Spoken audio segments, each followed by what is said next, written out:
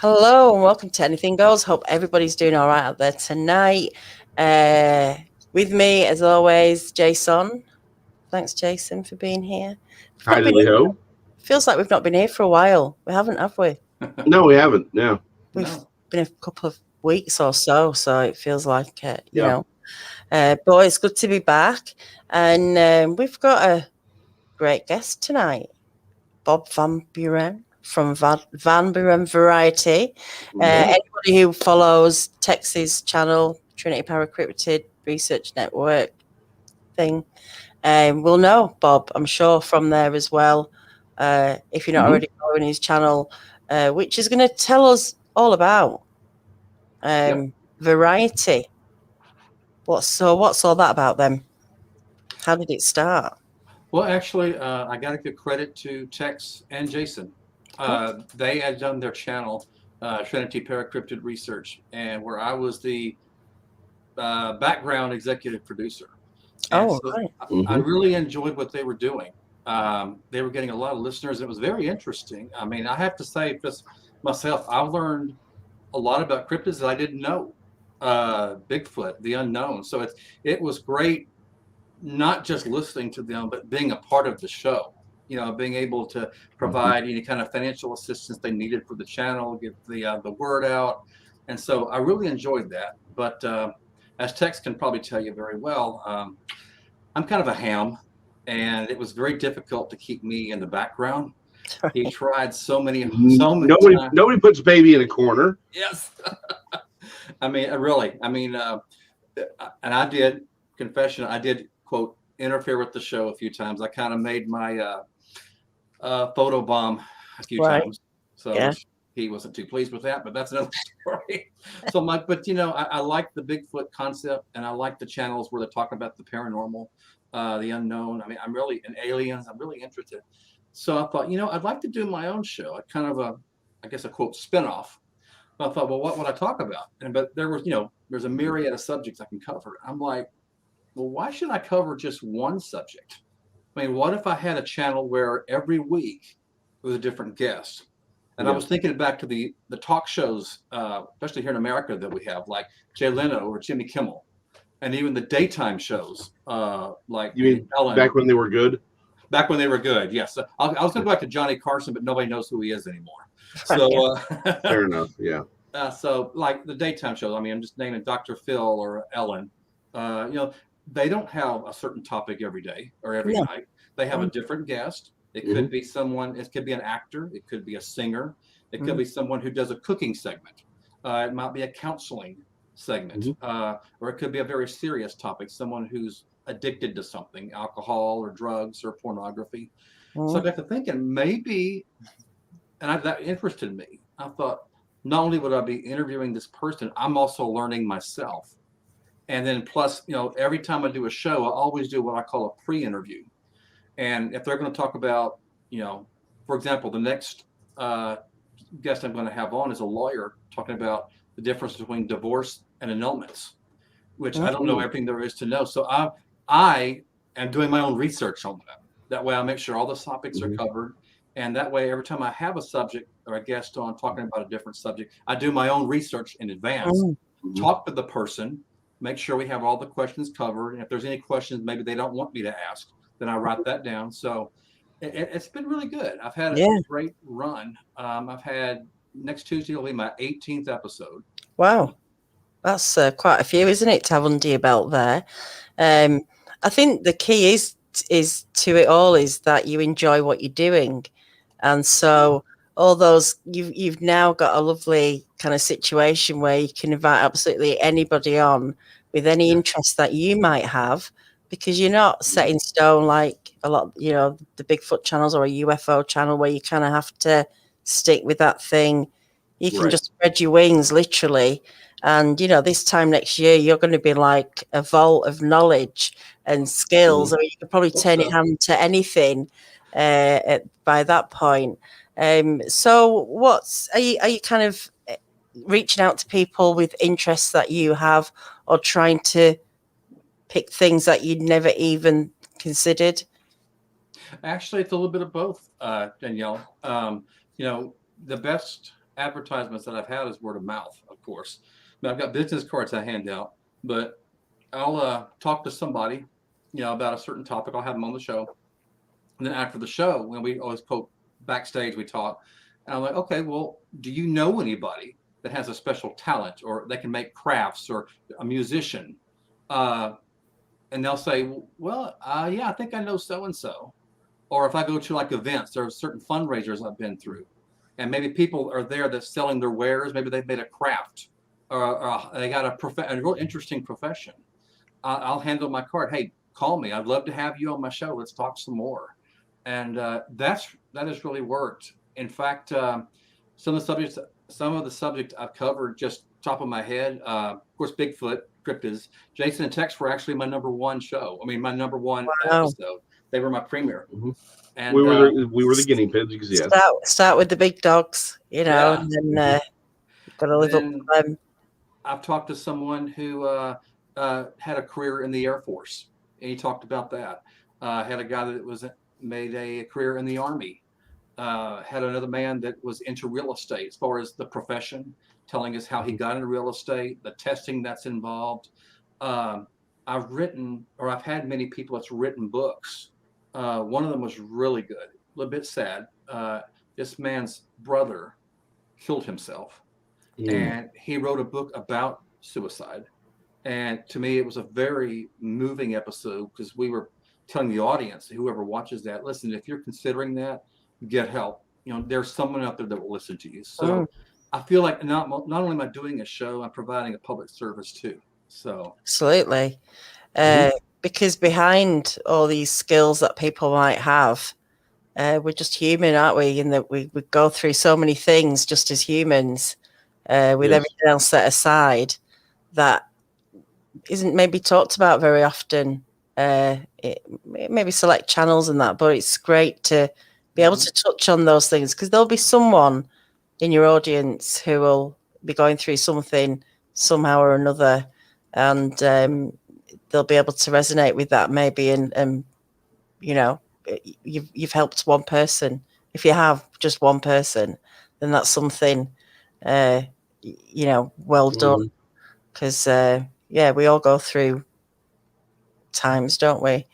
If you were to invite yourself on your show, what would you be talking about? If I was like my own guest, you could say. Probably I've made a lifetime career in the information systems, like, for example, software testing. All right. An engineer makes a piece of software for whatever machine. It's my job to go in there and try to break it. I deliberately find anything that I can. They always say a chain is only as strong as its weakest link. That's right. My job is to look for that weakest link. Give you an example. If there's a machine out there and it's only supposed to give maybe a certain user with certain access, maybe this much information, but I go in there, try to go quote unquote the back door, right, and it gives me admin. Then I call the engineer up. Your machine, I had only authority of 8, and it just gave me authority of 1. You may want to check your software again. So they don't really like me a whole lot. But that's my job, to find things wrong before we sell it to the customer. And it's out in the production world, so they should thank me for that. So, yeah. I guess that's there's always something trying to catch you out, is there? I mean, it's such a fast-moving world, that there must be ways, even as strong as you can build something, there's always somebody out there that seems to be able to break it, doesn't there, or crack into it. Yes, that's correct. I mean, if we don't find it, we at the company find it, I guarantee there's somebody out there, a hacker, or just even somebody who might stumble upon it accidentally, but unfortunately they'll take advantage of it. So it's always those plugging the holes. You got to keep plugging the holes up. But sometimes we catch it. Sometimes it's a constant fight. But we want to make sure our systems are as secure as possible, obviously. No, that's interesting. I actually didn't even know that's what you did. As far as like the way you described it, I didn't realize it. Actually, when I worked for FedEx office, I had this.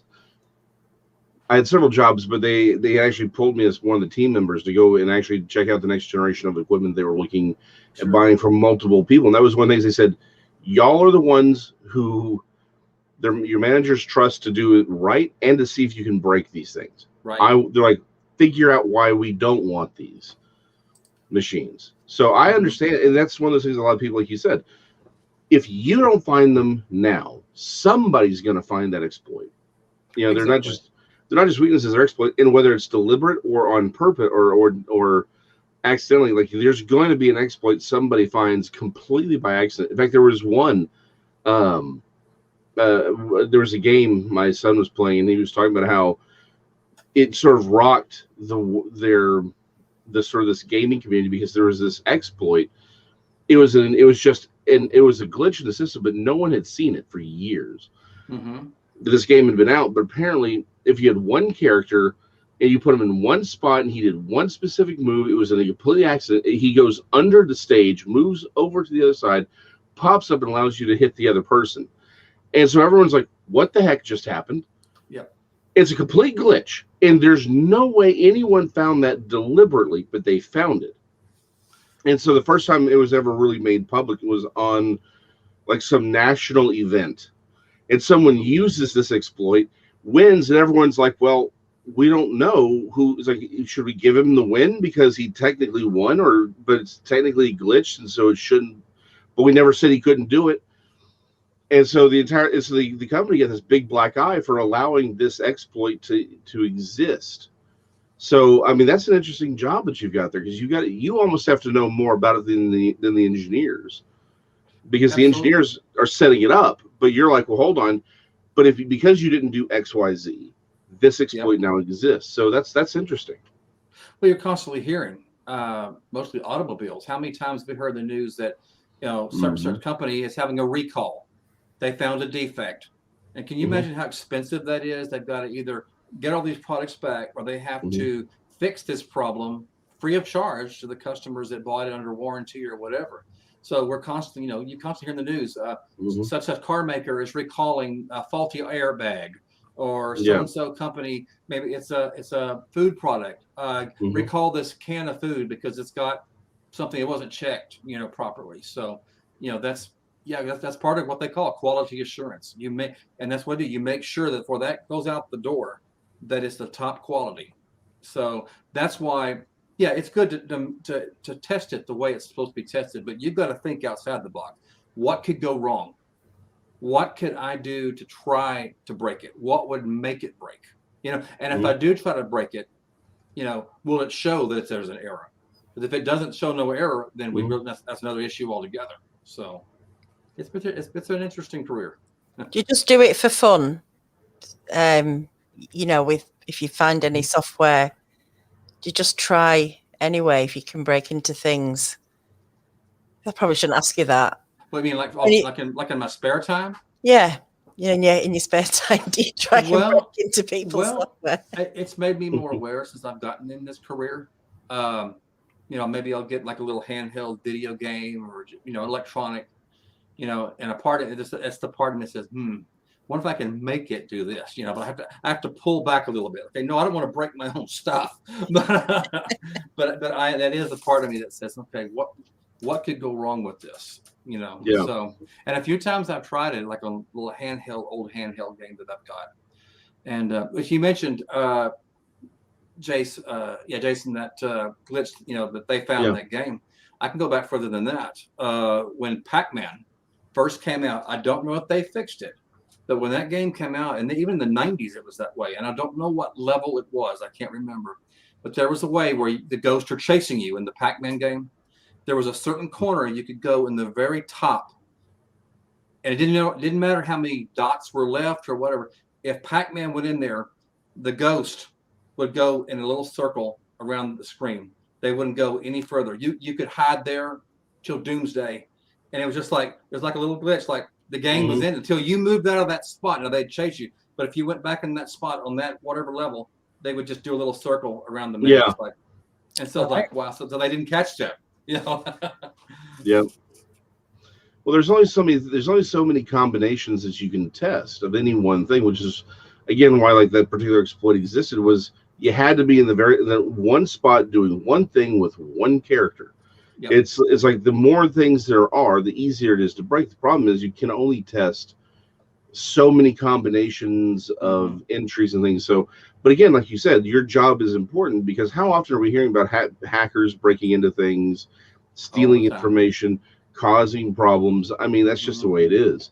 So yeah, I mean, it's an interesting job that you have. But my question, I think the more important question here is, why am I your favorite guest?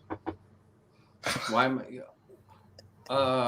Is that a trick question? No, I mean, we know obviously I am your favorite guest. But why am I your favorite guest? No. What's honestly been your favorite? Who's been your favorite guest so far? Because you've got out of Jason and Tex. Outside of me, obviously. But who's been your favorite guest so far? Like the one that you maybe were surprised by the most, or you learned you something. Well, I got the spreadsheet in front of me. Like I said, I've got all my guests and the topics on a spreadsheet in front of me. Obviously, y'all, but there was, let's see, I'm looking, just kind of going through it. I don't know how I could pick just one, but, I have to come back to episode 12 of Van Buren Variety. My guest name was Carl David, and he wrote the book on the suicide prevention because that really touched me because, he had a string of tragedies. I don't want to give away the details of his book. Right. But, his, like I said, brother committed suicide, and not after that, his father died.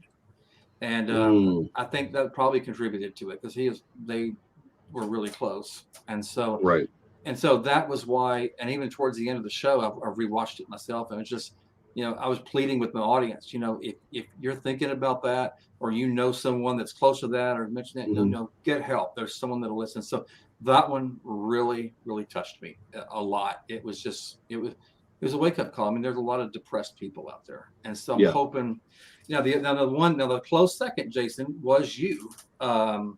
It was, you remember the show where I had you alone on, and my grandmother had just went on hospice, and we knew that she had a very limited time, and she did die about 3 weeks later after they had this episode. But she had, reaffirmed her faith, and our show was about heaven. Like I said, we obviously don't know truly what heaven's like. We only can know by what's written about it. And while some people have said that they've been there, that was comforting to me. And I'm hoping that anybody who ever saw it live or will see it, who's going through that will give them some comfort. That it's not the end. Death is not the end. And that's what I got out of it. And that's a very good episode for me. No, I really appreciate that episode. Like you said, the context of that one particularly.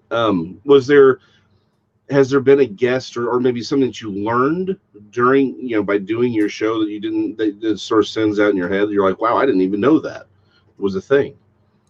Let's see. Actually, I can do one very recently. The show I had last week I was completely in the blind until I spoke to this person. This person wrote a book about the German monarchy back in the 1800s. Okay. I had never heard of Frederick. They called him Fritz. Yeah. And Frederick the Great. He married a British princess named Victoria, which they called Vicky. And I'd never heard of them. I mean, I was completely, I must have slept in world history that day. But she wrote a book about it, and it's kind of she's added her own dramatic effect to it, but she's writing it from Fritz's point of view. Interesting. And she has done her research, Jason. She could name all the heirs. On top, she's talking to me. I'm just making this up. King so-and-so married Princess so-and-so. These are their kids here. This was the heir to the throne, and he or she married this. And she's just going on. And I'm just like, she knows it. And she's teaching me. And then prior to the show, I did my own research. And I downloaded some public domain pictures of King Fritz, what they call him Fritz. Yeah, Frederick the Great, Queen Victoria, what they called Vicky. I got some pictures. So we were talking, then I would click on the picture, people could know who we're talking about. And so I learned a lot. I mean, I knew there was no more German monarchy. She said it ended in World War I. But it was just interesting to hear how, the German monarchy married someone from the British monarchy. And not all the time do the families get along. That's what I'm hearing. And so I learned a lot. That was 1 week ago, and she's writing a series of books. And now I'm so interested because I knew nothing about the monarchy from the 1800s. I mean, you know, hate to say up till then, my knowledge was limited to Queen Elizabeth, Prince Charles, William, Harry. That's all you hear on the news now. But that's it. Unless you're interested in something, you're not going to know, are you? And there's loads of subjects out there that I'm sure are fascinating. You just need to scratch the surface, don't you, and investigate a little bit more. I'm not really into the monarchy at all at this point, at this stage. We've like, but geography is everything. Like it's like you live in America. What of what interest is the European monarchy 150 years ago to you? Like it doesn't even apply to your life by and large. Yeah. So it's like you wouldn't necessarily have. That's sort of the beauty of your show, like you said, though, is you can get all of these differing opinions, different views. People can talk about them, and maybe you don't need to necessarily become an expert in European monarchies of the 17th and 18th centuries and 19th centuries, but it'd be nice to hear an expert on that subject talk about it. Give you some backgrounds, because oftentimes I think when we really I'm a fan of history. I like it because you get to see that the humans are humans, whether you like it or not. Doesn't matter what time frame, nation, race. We're all humans. We're all doing the same. We all do the same great things. We all do the same terrible things. Absolutely. And it's that story of understanding where we're all coming from. Maybe you can figure out where we're going with it, but you get to see humanity in all of its different phases, and maybe you figure out where you're coming from. You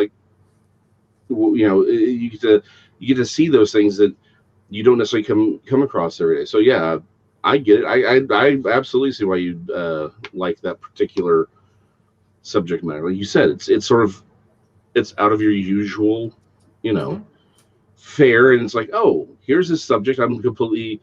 Like, that's why I like listening to Joe Rogan all the time, is he'll pull up somebody I've never heard of, and you're like, oh, this is an interesting topic. Yeah. You're just like just a hairier Joe Rogan, really. I'm enjoying it, though. And it's been a learning experience. And I would tell everybody, like I'll tell you two and your audience watching this, I mean, the sky's the limit. So, if anybody watching this, or you two, Daniela, Jason, if you know anybody that's got an interesting profession, maybe a talent, they can make something, or they're a musician, can play music. I mean, it's called variety. And so, just let me know, and I can definitely schedule them in, because there's nothing. Well, let me take that back. I said there's nothing off limits. There is one topic I don't want to cover, because I think we are force-fed that day after day, and that's politics. I mean, I think that's a good call. Not pro or con. I mean, because you have the CNNs and the BBCs and the Sky Newses force-feeding that every day. And so it doesn't matter if you're conservative or liberal. Here in the States, if you're Democrat, Republican. In Great Britain, you have the Tories and Labor. So my opinion is everyone has their own political opinions. You're very rarely going to change someone's mind. And I feel like not that I'm going to take a position, but if I had somebody on from one party or the other, I'm going to alienate half of my audience, no matter who it is. And so there's a place for politics, isn't it? Yeah. It's not in a variety show. And I feel like we have it on TV, we have it on our radio, our newspaper. I'm telling you, everybody now, you two and everybody watching this, Van Buren Variety is politic free. You can finally have a place to get away from it, no matter your opinion. So I want to put that disclaimer out there. Yeah, I mean, I don't blame you. We don't touch it, do we? Very rarely. I mean, we don't. Not really. No. Plus, I don't know what's going on over there, and I don't care. And I don't mean that in a rude way, but I don't really care what's going on over here with the politics. I just can't. It's just fighting all the time. They fight. Yeah, I'll just get on with my life. So if you want to get away from politics, then my variety show is the place to go. Excellent. So who's your next guest then? I think you might have already told us, but who is the next guest? My next guest is an attorney here in the States. That's right. Yes. Yes, the annulment thing. Yeah. Yeah. We've heard of the word divorce, and we've also heard the word annulment. You know, most people know the difference, but you really don't know. Well, I don't want to say you don't know, but there's specific reasons. You have to have a very good reason to get the marriage annulled. And a brief summary: annulled means that it never happened. The law is going to erase it from the books because it was considered an illegitimate marriage, avoidable marriage. I'll give you a few examples. Bigamy. One of the spouses was already married. Another reason, you've heard the term shotgun wedding. Maybe one of the spouses is telling the other spouse, if you don't marry me, I'm going to do something very awful to you, to your family, or I know a very terrible secret and I'm going to expose that secret and embarrass your family unless you marry me. That's called duress. And if you got married under duress, that's annullable. So that's just two examples of that. Wow. Now, divorce goes a little bit differently. Now, just, people walk away from the marriage because of financial difficulty, or they just decide they don't want to be together anymore. Then that can't be annulled. I mean, it can't be wiped off. Yeah. There was no force force into it. Yeah. Yeah. They tried it and they didn't like it. So that's my lawyer friend coming on Tuesday. That'll be an interesting one. Yeah. For anyone who's getting divorced. He's married several times. That'd probably be a good show for you to check out. What sort of other guests have you got? You said you had who was playing the instrument? A musical one? Did you have a few? I did have one, and that one unfortunately did not work out. He was. I'll tell you real briefly. He was an up and coming rapper. He did hip hop, but he's not a big star. He's just starting out. And I had him scheduled, but long story short, he kind of wanted the show to be his way, and I'm thinking, this is my show, And then later on, he put another condition down, and a few times I would agree, okay, we'll do that. Later, another condition came up.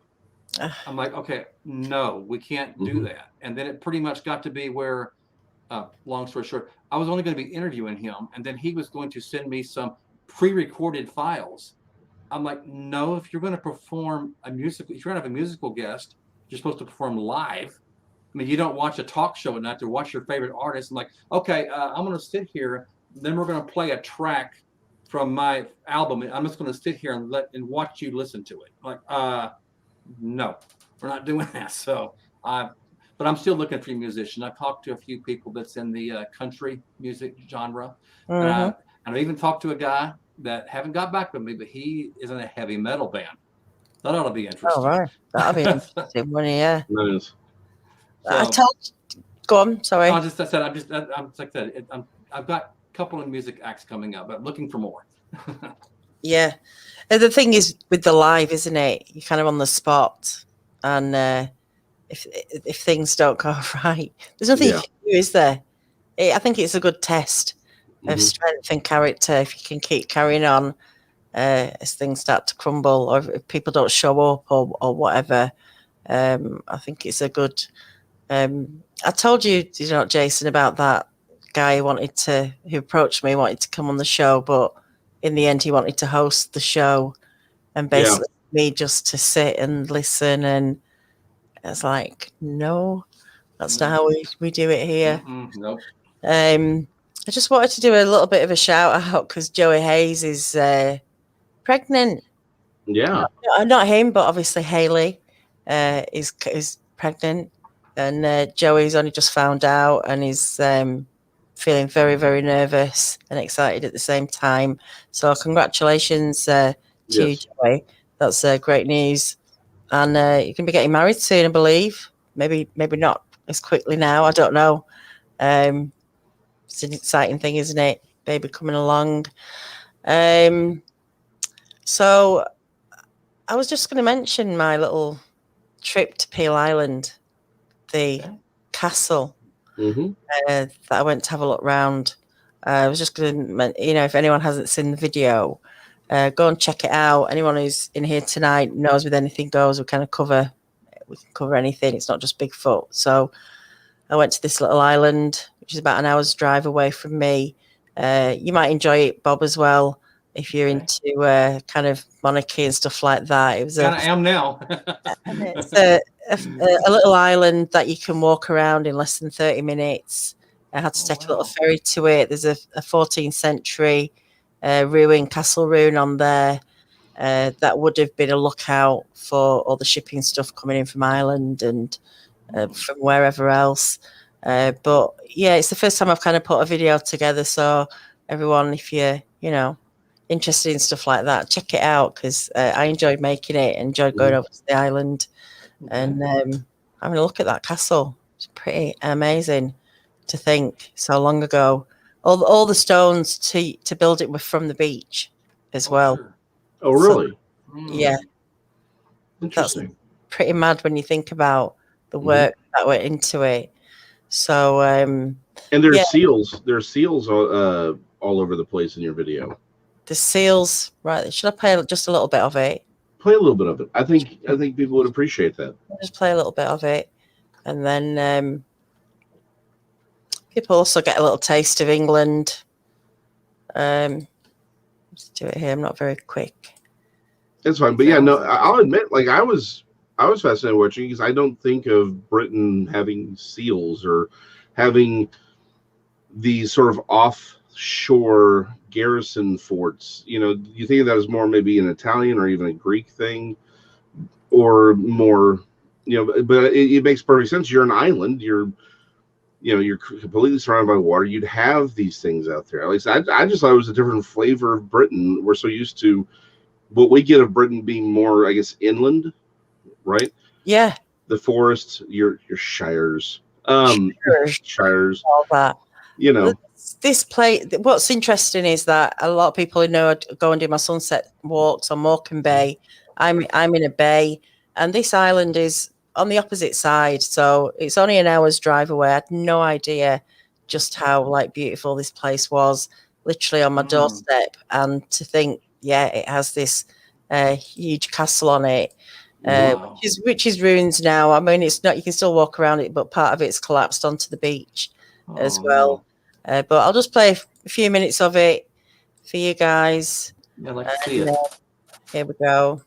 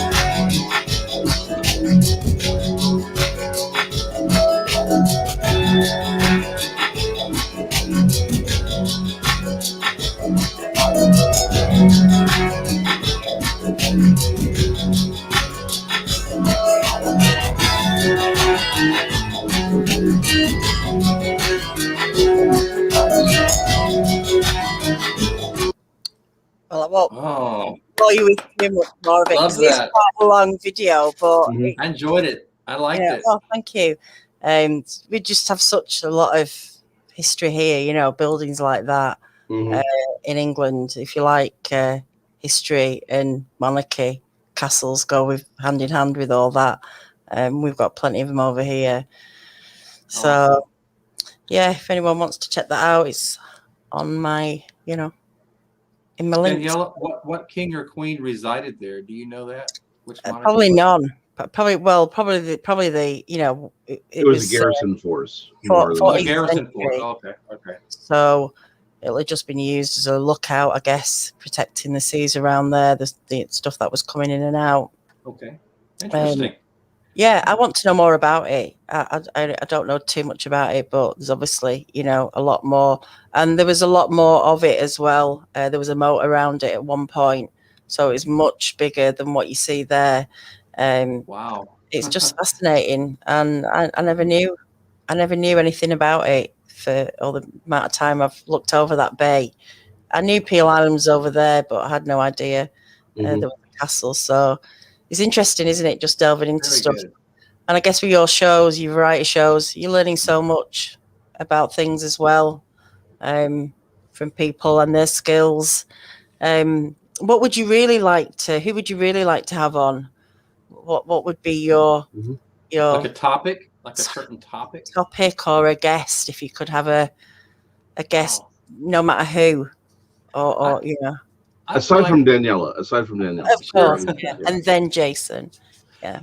I would like to see, and like I said, I love the guests I've got on. I mean, I've had some very interesting guests. I want to see if I can get guests on that also, in addition to what the guests do, that can actually show something while they're doing it. Like, for example, I've thought about maybe someone could have a cooking segment, like you show how to cook something, and maybe have some pictures of like what it looks like at this stage. Okay, this is what happened when you mix this ingredient in here. Here's a picture. And then keep going while they're cooking. At the very end of the show, say, okay, here's the finished product. Here's the pie or the cake or the stew or whatever. I thought a cooking segment would be really good. Or I like people maybe that can sew, like embroider, quilt. Just kind of show, you know, the needle and the, you know, the sewing, and or you know, or woodworking. Someone who's good at really making something out of wood. You know, an artifact. You know, they just show a little bit, you know, how they get, you know, the sawing and the intricate details of whatever they're sawing, cutting out of. I'd like to see like a lot of how-to segments like that. I think that would be good. Or even just, you know, stuff that you could use around the house, like a plumber. Okay, you have a clog somewhere in the house, you know, or an electrical problem. How do you fix the electrical problem yourself? Yeah. So. Definitely. That you kind of sound like the thing I kind of do. I have these things, I call them virtual hobbies.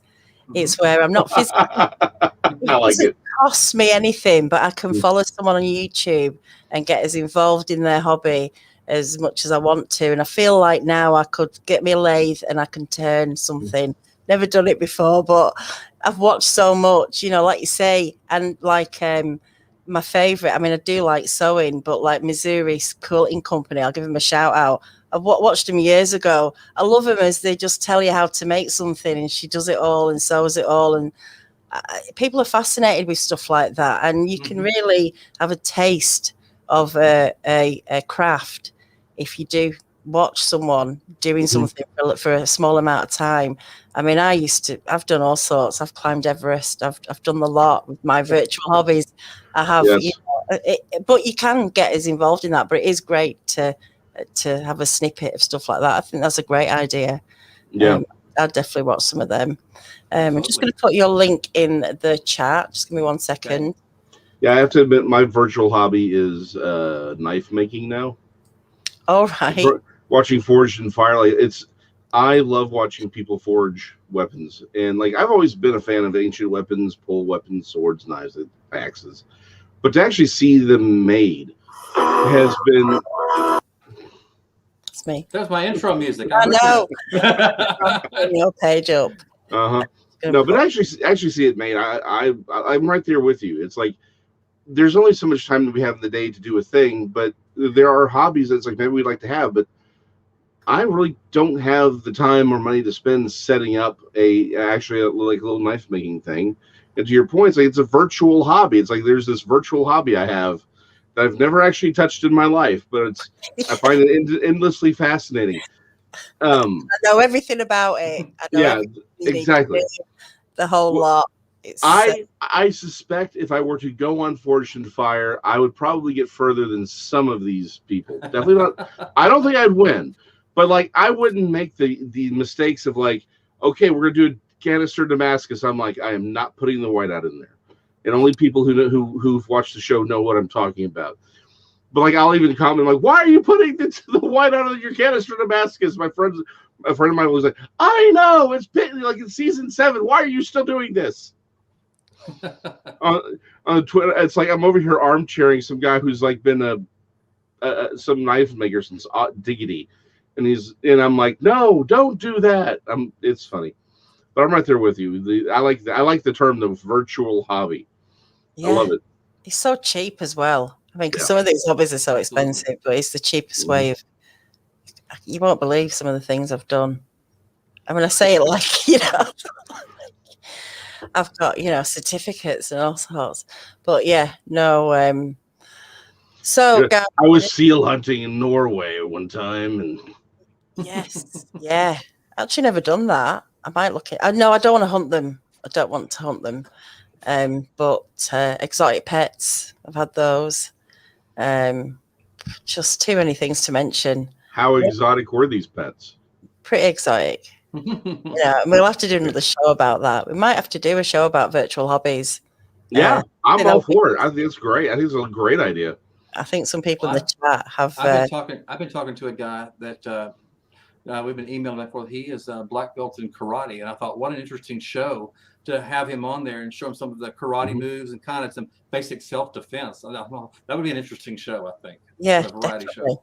I've just realised we were not finishing soon because we started a bit later, didn't we? I'm just all in a tiz tonight. It's okay. Yeah. I was going to say it's Sunday, but it's actually Monday to you, though. So it's Monday to me, yeah. And we can finish. We can finish soon. It's okay. I mean, you got to get to sleep. I got things to notarize. It's okay. It's okay. We can keep going a little bit more. Besides, it's Bob. I mean, it's not. I mean, geez, we just keep going with Bob and Bob and Bob. Hey, I'm not interfering with the show. You can if you want. This is actually your show, Bob. So yeah. I get accused of interfering with shows, so let's let you know. Yeah, Tex is in. There. I didn't say it. Tex, have you got any stories about Bob? I don't encourage him. Oh, okay. Yes, and I've heard some of them. Oh, actually, there is one story that would be of interest to here we go. This channel's, that falls more in line with this channel's normal fare. You had an interesting encounter with a Ouija board once, did you not? Oh. Are you talking to me? Yes, I'm talking to you, Bob. Who else would I be talking to? Well, there's two of us here, so I know if you're talking to me or her, He never asks me questions. Seriously, like that. It's every Monday with this guy. Every Monday. Should we start again? With the show. That's what I do. Well, no, yes, I did. Yeah, I had a very scary story many years ago, and I just tell people don't mess with that. I mean, really. I mean, it just No good will come of it. And I'm sure you've heard horror story after horror story, and they're not a game. And it pains me to see those things sold in a department store in the children's toy section. I'm like, Mhm. they just don't realize what they are, and it's not something to play with. Mm. What happened? Would you tell us what happened? This is where you fill us in the story, Bob. It's kind of a long story. Are you sure you want me to? We got like 15 minutes. No, actually, we've had, okay, go on then. Okay, well, anyway, I was living in this particular apartment, and this happened 30 years ago. But I had already been living there a year and a half, and the landlord's daughter had come around the corner, and I was talking to a neighbor of mine, and she was about our age at the time, 21, 22. And they had owned that apartment complex for a long time. And so I was just talking to her. I said, you know what? I bet you've seen a lot of people come and go out of here. And she said, yeah. And she pointed at my apartment because I was standing outside. And she goes, well, you know, there's someone that was murdered in your apartment, Bob. And like, no, maybe that's something you should have told me before I moved in here. So me, being the intelligent person that I am, decided to expand on that. I knew a relative that had a Ouija board in the garage sale. So using my infinite wisdom, went over there, decided to borrow it from them. And I went in the apartment, and I found out the guy that was murdered there had died in the kitchen. So guess where I used the Ouija board? In the kitchen. Yeah. So it was after midnight one night. It's like in April of that year. And a little candle in front of me. And I sat in front of the refrigerator where supposedly that had happened, and put my hand on the little planchette. And I kept calling. I got called the guy's name out even. You know, can you hear me? Anything here? Talk to me. This went on for about 10, maybe 15 minutes. And there was no change of temperature in the room. The candle didn't flick. The little planchette did not move. I didn't hear any voices, felt nothing. So after about 10, 15 minutes, I'm like, this is really stupid. There's nothing to this. I mean, why? I'm wasting my time. So I leaned over, and it's kind of a small kitchen. There's some set of cabinets right in front of me. And so I opened this cabinet up, and I put the Ouija board and the little planchette in there and closed the doors. You know what? I'm going to go to bed. Nothing to this. So I blew out the candle, go in my bedroom, which is on the other side of the wall of the kitchen. And I turned a little desk fan that was on my dresser, have some little wind blowing on me during the night. So I'm laying there just on top of the covers, and all of a sudden I start feeling really, really chilled. Later on, I feel like I'm getting even more cold. I'm getting chill bumps. And just, I'm thinking, why am I cold? It's not cold in here at all. But then I got to thinking, I'm not getting bumps because I'm cold. I feel fear. It was actually fear, Mm. And I can't even mock this noise, but it was this loud screeching sound that came in my bedroom. I mean, screech, and it just kept going on. The light switch is right above my bed, the room lights. So I'm just kind of nervously clicking that on. I look over there, and the fan blades are doing this. They're barely turning, but they are squeaking, and they're loud. Wow. So I'm like, okay, done. That thing is leaving the house tonight, that board. So I jerked the fan out of the wall. I put my house slippers on, which is near the bed. I go to that cabinet, open the door. Board ain't there. The board is not there. The planchette is not there where I laid everything. So now everything is being thrown out of that cabinet. I mean, it was pretty much a catch-all. Papers, folders, games. I mean, I'm freaking throwing it out. I mean, I'm opening it in boxes. I'm like, it's not in there. Kitchen floor is littered, and I'm panicking. I'm like, I put it right here. I leaned over and put it in there. So that went on. I looked around the apartment. I knew I hadn't went anywhere else but the kitchen. It wasn't there. So I'm like, 20 minutes of that. I'm like, okay, let's calm down. It's here somewhere. I don't know where it is, but I'll locate it, So I'll leave the mess in the kitchen, and I go back on the other side of the wall to the bedroom. And the bedroom is carpeted now. I didn't mention that. But I took my house slippers off, one slipper off, and I kind of tossed it under the bed where I normally keep it. And when the house slipper hit the floor under the bed, it went like, I'm like, no, that doesn't sound like something hitting the carpet, you know. Mm. So I get on my hands and knees and I lift up the sheet, look under there. The Ouija board and the planchette are on the floor underneath the bed where I had just been sleeping. Oh no. Don't Chills. think God didn't freak out. I can imagine. It's so scary. I had to get my dog. Yeah. So many freaky stories with Ouija boards. Yeah. Just don't mess with them. Yeah. What Yeah. did you do after that? Did you sort of do some sort of like cleansing thing or? I did. I brought a friend in who was a psychic, and I brought him in, and he did a little thing on the board, said a few things, and I remember him telling me, we were in the living room when this happened. He was sitting across from me on the other side of the coffee table, and he goes, Bob, no matter what happens, look at me in the eye. Do not take your eyes off of me. Look eye to eye. And I'm like, okay. But, you know, in the corner, I could see the kitchen and the bedroom on this side of my face, you know. But as I'm looking at him straight on, I see this, and I can't only describe it as a large oval-looking figure.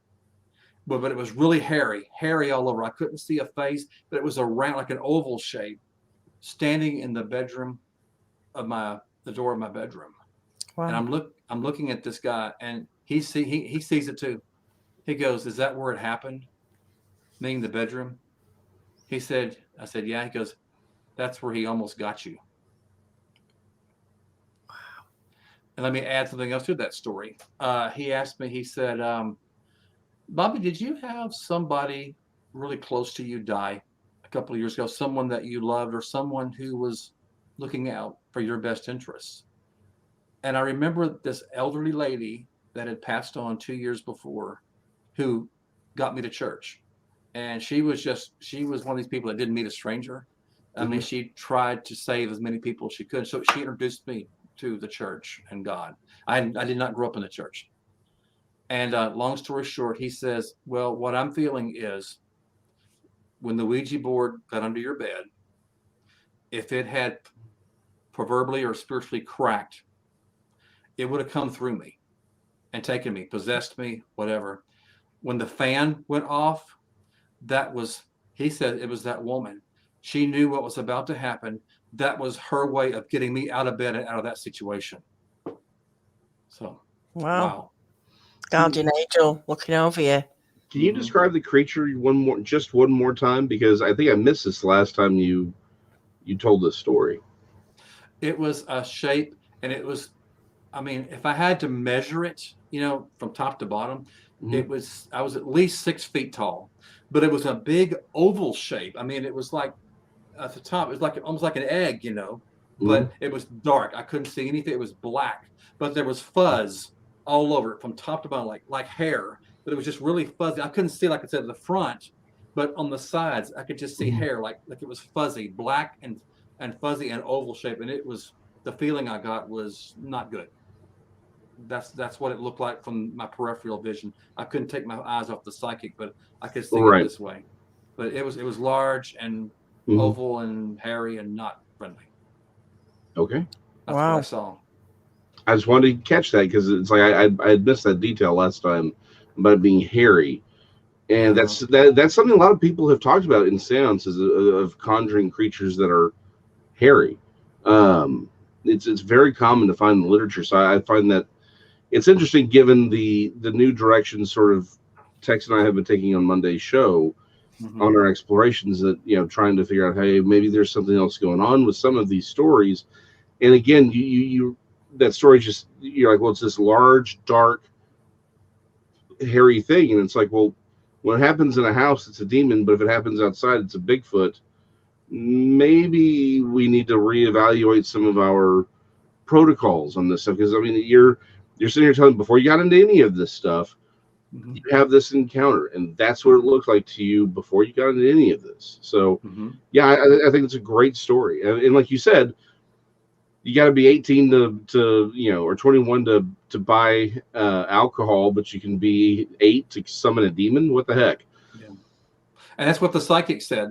Because I was still, I didn't know as much then as I know now, and I'm still a little upset after he finished the seance or the cleansing, whatever you call it. Never had a problem, but I remember thinking, and I was still, my innocent mind, or should I say immature mind, I was like, I was still thinking the guy that died there, and I was asking the psychic guy, why would he do this? I said, I was just wanting to talk to him and see what was going on, and I wanted to just know about this guy. And my psychic friend looked at me and shook his head and goes, Bobby, you did not contact the guy that died here.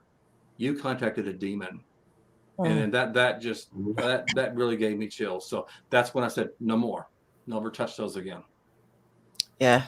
Well, it's good advice, isn't it? Just don't play with them. You just don't know what you're messing with. Absolutely. Yeah, no, it's not good. I've just had a look now because I don't think we can get them here as games anymore, but you can buy the boards. Even Etsy are selling them. You know, people are just making money out of it because it's not just decorative as well, isn't it, for people, but actually. Well, they were selling a witch's beginner kit at some big name store just a year or two ago, and then someone made it was actually a bunch of Wiccans who were like, hey, this is our actual religion, this isn't a game. But like, they were selling crystals and tarot cards, and it's like all these things and I'm like, this is not something that you play with. None of this stuff is. It's not anything to mess with, particularly I would just say, look, I don't care if you're trained or not, don't mess with it. It's not a food chain you're at the top of, fundamentally. But it's like, even for those dudes, like, you have all these people running around doing stuff, and it's like, this is the literal definition of monkey with a gun, right? Absolutely. It's like, you don't know what you're doing. You have no, most of these kids, they're doing it for fun, and it's like they're causing, I think, a lot of pain that people don't even fully realize. One of the things that we've talked about on Daniela on this show, and I think even on Monday's show, is a friend of mine, Bruce Tenser. We need to have him back on the show. He's got very much of this missing 411. He started looking at a lot of these cases, and he's got the theory that a lot of these, not all of them, but it's some of these cases are people who just get possessed, and they just go and they walk, and these demons are walking them off into the middle of the woods to die, or they're forcing them to commit suicide. And it's entirely possible it's because of interactions that they've had earlier in life. And just, you open that doorway, and congratulations, it's over. It's over. Like you said, this brings us all the way back around. They found the exploit. You open the door, you created the exploit, and now they have access to you. And when it's time, they'll come back, use that back door, and then it's all over, and you don't know. But that must have worked, that psychic friend of mine, because in addition to that story, 4 years later, after I done moved out, by the way, I moved out of that apartment about a month later. Surprise. But nothing ever happened. But 4 years later, a friend of mine's girlfriend, fate have it, moved into that same apartment. And and I told her the story, and it didn't freak her out at all. So, and she lived there for quite some time. But I just asked her, I said, have you ever felt anything? Anything ever happened here? She goes, no, it's been very peaceful, very quiet. Whatever door I had opened was shut by the psychic. So yeah, you told them. Did you tell them the story or not? Yes, what happened? You did. Okay, well, that's good. At least you told them, and then scary stuff to end on. But sorry, no, it's fine. Look, I've loved having you on. I'm going to put a link to your channel in the description. Everyone, go and check out Bob's channel. If you like a bit of variety, sounds like there's a lot on there and a lot more to come. It's been great having you on. Thank you very much, Daniela, Jason. I appreciate it. And like I said, if y'all want, or if y'all know anybody, and to your audience here, if you know anybody that has a talent, a hobby, a special interest, just something they want to talk, please, I'm open to all topics. Even if it's a virtual hobby, I'm sure Bob would be up for having you on. Get in touch. If you've got something, a skill set of some sort, go on and share it, because pretty sure people would be fascinating to know what other people are doing. So until the next time, everyone, what we're doing, I'll see you all in the week. I'm getting tired now. You can tell, can't you? Yeah. I've had a lot of sleep because it's been so hot, and Sure. the dog more than anything has been keeping me up through the nights. She does this weird scratching thing, and just the noise of it has been for the last few nights just keeping me up. So anyway, enough about me. Everyone have a great week, and I'll see you all soon. Okay, good night.